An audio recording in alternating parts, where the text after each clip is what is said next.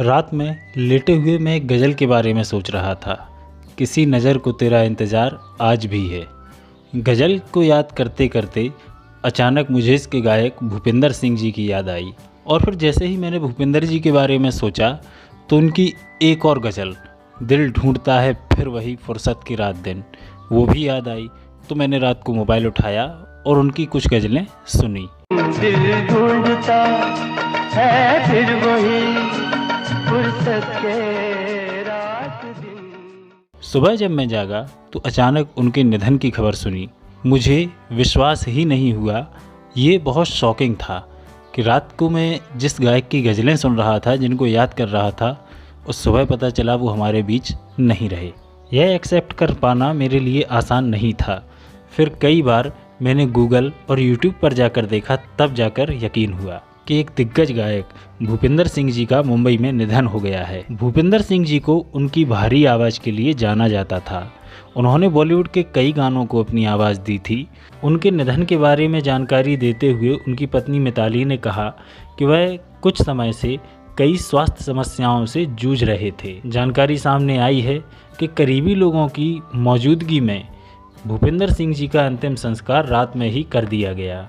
भूपिंदर सिंह जी पिछले 9 दिनों से अस्पताल में भर्ती थे और दिल का दौरा पड़ने से उनका निधन हुआ। भूपिंदर सिंह जी को बॉलीवुड में उनके कई मशहूर गानों के लिए जाना जाता है।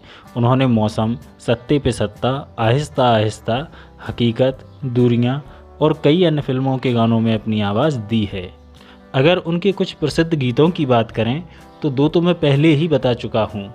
एक किसी नज़र को तेरा इंतज़ार आज भी है, किसी नजर को तेरा इंतजार आज भी है। दिल ढूंढता है फिर वही फुर्सत की रात दिन, होके मजबूर मुझे उसे बुलाया होगा, दुक्की पे दुक्की हो या सत्ते पे सत्ता, जैसे गाने आज भी लोगों की जुबान पर चढ़े हुए हैं। करोगे याद तो हर बात याद आए।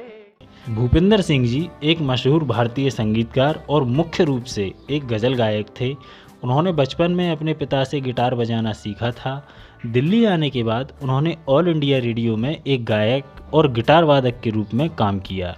साल 1964 में संगीतकार मदन मोहन जी ने उन्हें अपना पहला बड़ा ब्रेक दिया था। भूपिंदर सिंह जी का जन्म 6 फरवरी 1940 को पंजाब में हुआ था। उनके पिता प्रोफेसर नत्था सिंह भी एक बेहतरीन संगीतकार थे। भूपिंदर सिंह जी ने 1980 में बांग्ला गायिका मिताली मुखर्जी से शादी की थी। हालांकि दोनों की कोई संतान नहीं है। बहुत दुख की बात है कि भूपिंदर सिंह जी आज हमारे बीच नहीं हैं, लेकिन अपनी आवाज़ के माध्यम से वह हमेशा लोगों के दिलों में जिंदा रहेंगे। भगवान उनकी आत्मा को शांति दे।